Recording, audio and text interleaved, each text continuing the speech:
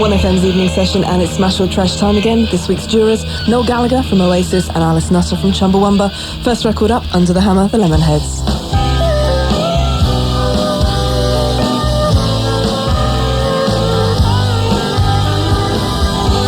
That's the new single from the Lemonheads, Big Gay Heart. Alice, what did you think? Come to you first. I think it started off sounding like a country and western version of Jim Reeves, and it ended up sounding like? Well, it ended up sounding like Evan Dando trying to make some sort of social comment that were non-specific. The intentions are obviously good, but let's face it, it's not going to offend homophobic grannies and granddads, is it? Because it could be took as gay in the old sense of a word, you know, my gay happy heart. And I really don't like that hippy-dippy, non-specific type way of dealing with the world, you know, like stick two fingers up and it's love and peace, because it doesn't really mean anything. I know. Evan's also not averse to kind of cooperating with radio and TV when they take offence to some of the lines in the record as well. Right. Because a couple of lines have been changed. Doesn't surprise me at all. Duck my sick is one of the lines in that. Right, I think it's a real cop-out. You know, if you're going to support the gay and lesbian community, do it. Come out and say, you know, this is how I feel. So you wouldn't value his comment at all? Like him trying to be sick? No, I like the good intentions, but I just don't think it's enough, and I actually don't like the record very much. No, I just think the fact that he will actually change lyrics, as he said in a recent interview in The Face, it kind of compromises the whole message of the record. No, what did you think? It's not as good as the last one, that Into Your Arms. So that's like really catchy and all that, but I don't know about any, like the lyrics or anything like that. I'm not really into listening to any of that stuff. Well, he's meant to be a pop star for the 90s, isn't it? But for me, it says that, you know, the 90s is all about apathy. And it's at the moment, it's like anything you say is better than nothing. Well, anything you say for me ain't good enough. You know your background or don't bother. He actually doesn't seem to want to be the 90s pop star anymore. Really? Yeah, in a recent interview, he's like completely hacked off with the whole syndrome. He played he played along with it for long enough. Big regrets. I think you should want to be a pop star unless just put your guitar down and go back to washing cars or something. So what are Oasis about then? I mean, how would you define pop star? And what to me, people who just mean something to other people, no matter what it's about, whether it be about the lyrics or the songs or the clothes you wear, where you come from or whatever, even if you've got anything to say, nothing to say, if it means somebody to someone, then to me that's fine. You know, we don't go into it too deeply. It's just like we write a song and then if you like it, you like it. If you don't, then you don't. And us as a band don't spend much time dwelling on the whys and the wherefores. We just sort of get on with it, you know. But what's your ultimate ambition? Do you want to be, you know, sell masses of records? Do you want to have your face in smash hits or be on top of the pops? You've done that. I wouldn't mind having my lyrics printed in smash hits. And they're worth reading, are they? Why? Because it'd corrupt the youth, I think. Okay, it's time to smash or trash the Lemonheads then. Alice, smash or trash? I think it's going to be a massive smash it, and I'm going to be forced to listen to it and end up humming it whether I want to or not. Okay, Noel, smash or trash? Trash. Okay, move on to the second record from Credit to the Nation, Sowing the Seeds of Hatred.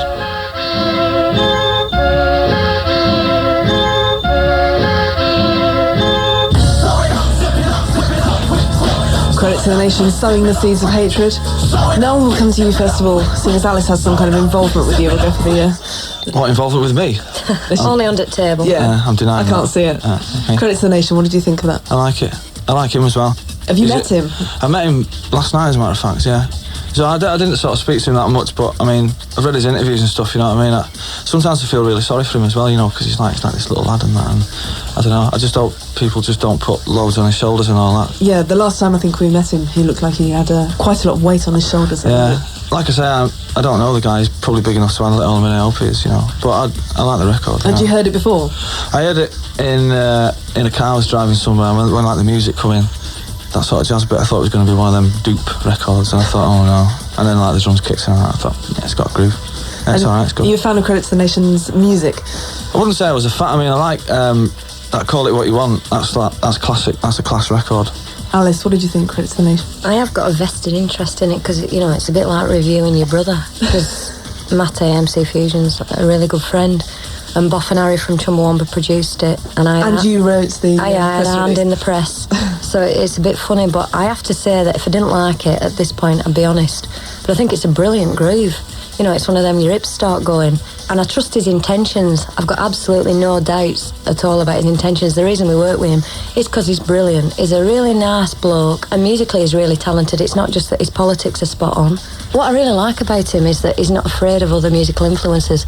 You know, if you listen to that, you can conjure up all these images of maple dance floors, couples running away from Blitz. It's a Glenn Miller hook line that's in it.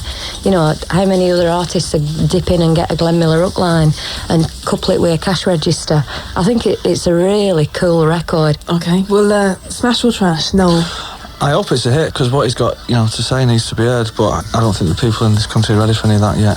I mean, Dupe's been at number one, do you know what I mean? That says it all. Dupe says it all, and Mr. Blobby too. Yeah. Alice? Well, Mr. Blobby's all right. I like Mr. Blobby. I just want Mr. Blobby in the money box. Mr. Charisma.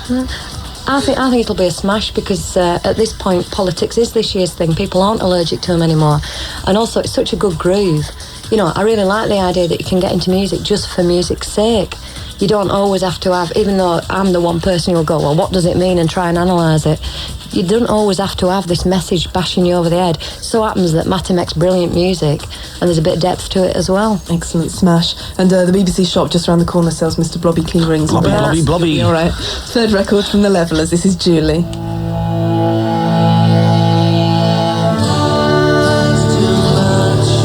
The Levellers from the Julie EP, which also features a cover version of The Clash's English Civil War, and that is Julie. Alice, what did you think to that one?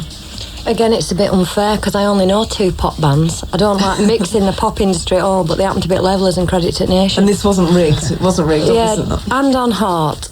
In the live set, I love this, because it takes it right down, and they're brilliant as a live band. And I think as ballads go, I like it for being plaintive, but I don't like it as much on record as I do seeing it live. They're far better than anything else in charts, far better intentioned, they behave better. What, even better than us? Come on. Yeah, well... What do you mean, yeah? Well, I mean, yeah, if we're really honest, yeah. You're a fan of Oasis. Did you like the single? No, I didn't really like the single. I thought it sounded muddy. I thought it sounded like a Happy Mondays rip-off.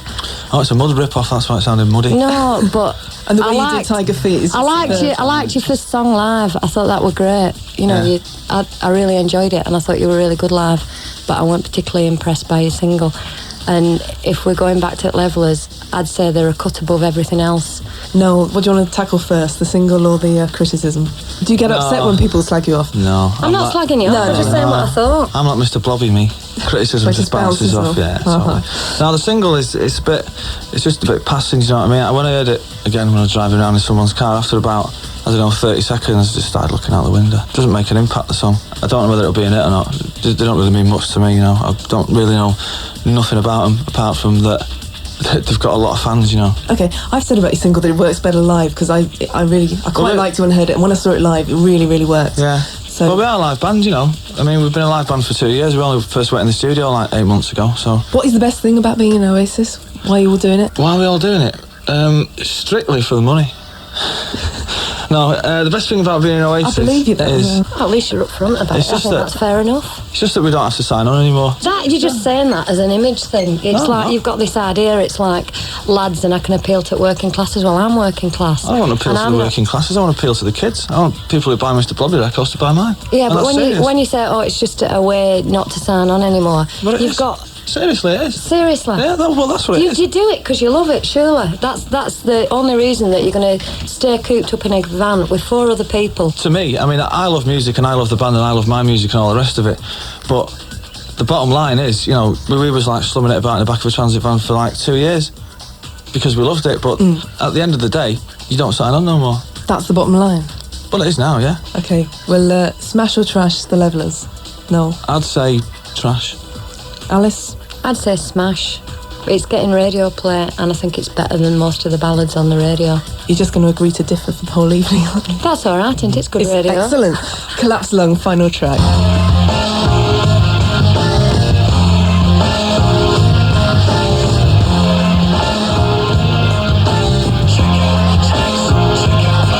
The new single from Collapsed Lung, Down with a Plaid Fad. Alice, making copious notes. Oh, I only wrote heavy, but not heavy enough for me. I've got this image at dance floor in summer after a gig with loads of young lads just like getting down to it, and I think I like it. I like how heavy it is, but I'd like it to be a touch heavier.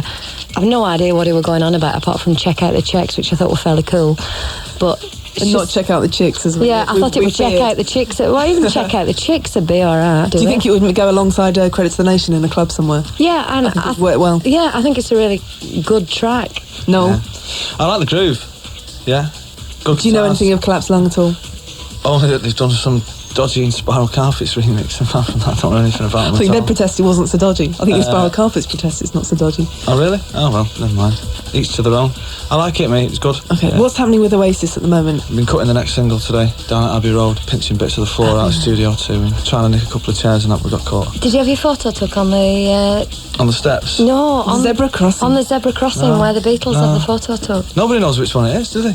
Don't they? Well, I Yeah, don't. well, I the mean- Abbey Road sign's on the corner of it. You can tell from album. All right, I'm back there. I'm there with my Polaroid. Didn't you out Primal Scream on this album? How many producers and how many studios was it? 2 producers, 4 engineers, and we're in the 9th studio. And you're happy now? No, we're not like 100% happy because I mean I just go by what I hear in my head before you get it down. But I mean, if you're gonna go on until you become 100% happy, I think you're just gonna end up like the Lars or something. Or the Happy Mondays? Yeah, and it's just very lonely up your own arse. That's all I'll say. But I'd rather put it in the shops. And you're about to go out on tour Friday? Friday, Right. Where do you start? Philadelphia. Chumbawamba, when do you start your tour? Wednesday? Newcastle on Wednesday. All right then. Smash or Trash then, final Collapse Lung. I like No. it, but I don't think it'll be a hit, so I'll say trash. Alice? I actually like it, and unfortunately I don't think it'll be either. Trash. But I don't want to trash it. Yeah. Okay. Thanks very much for coming in. No Cheers. problem. Cheers. Thanks. See ya.